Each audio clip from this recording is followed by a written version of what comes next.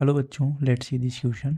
The question says that a card is drawn from a well-shuffled deck of 52 cards. What are odds in favor of getting an ace? Okay, so let me discuss the key concept first. Then we will proceed further for solving of this problem.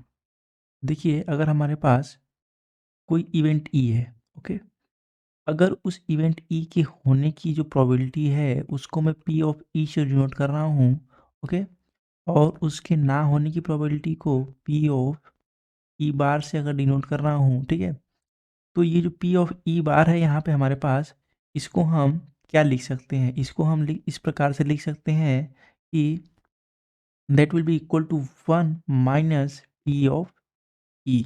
Okay, इस प्रकार से लिख सकते हैं। तो चलिए यहाँ पे हम क्या बात करने वाले हैं, ऑड इन फेवर। ओके, तो मैं ऑड इन फेवर का कॉन्सेप्ट आपको बताने जा रहा हूँ। अगर मैं ऑड इन फेवर की बात करूँ तो वो हमारे पास क्या होता है, वो होता है हमारे पास P of E, okay, means probability of happening of this event divided by probability of not happening of this event. Okay, तो ये हमारे पास क्या आता है, that is odd in favour का कॉन्सेप्ट आता है। तो चलिए अब इस कॉन्सेप्ट के बेस पे हम प्रॉब्लम को सॉल्व करते हैं। तो प्रॉब्लम हमारे पास देखिए क्या है, प्रॉब्लम कुछ इस प्रकार से है कि हमारे पास जो वेल सफल 52 प्लेइंग कार्ड्स हैं, ठीक है, तो इसमें आपको बता दूं मैं, यहाँ पे 4 कैटेगरी होती है, क्या क्या, spade, club, heart and diamond. Okay, ये हमारे पास क्या होती है, 4 कैटेगरी होती है।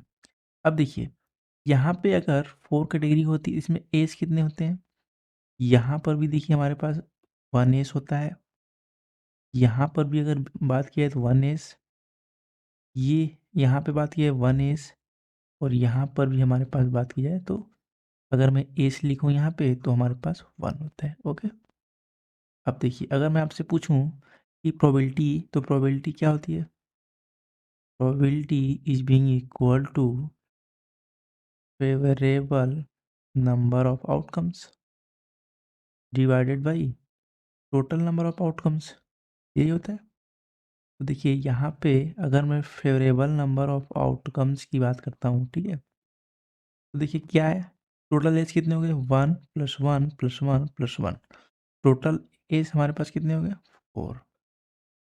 ओके, तो ये क्या है, ये हमारे पास आ गया फेवरेबल। अब अगर टोटल की बात करूँ, टोटल हमारे पास कितने कार्ड्स हैं, 52। तो अगर मैं यहाँ पे लिखूँ P of E, okay, means इस इवेंट के, इवेंट क्या है हमारा, probability of that is getting an S, S event हम मान लेते हैं, इसको पी ऑफ ई से डिनोट कर रहा हूँ, ठीक है, तो ये क्या हो जाएगा, total number of outcome that is favourable number of outcomes. यहाँ पे देखिए हम क्या बात कर रहे हैं, ऊपर में अगर यहाँ पे न्यूमरेटर की बात की जाए तो हमारे पास क्या है, favourable number of outcomes, favourable number outcome कितने हैं, 4, यहाँ पे लिखिए 4, और टोटल आउटकम्स हमारे पास कितने हैं, 52 कार्ड्स हैं, ये हो गया। ओके, यहाँ से क्या आएगा, ये आ जाएगा 1/13।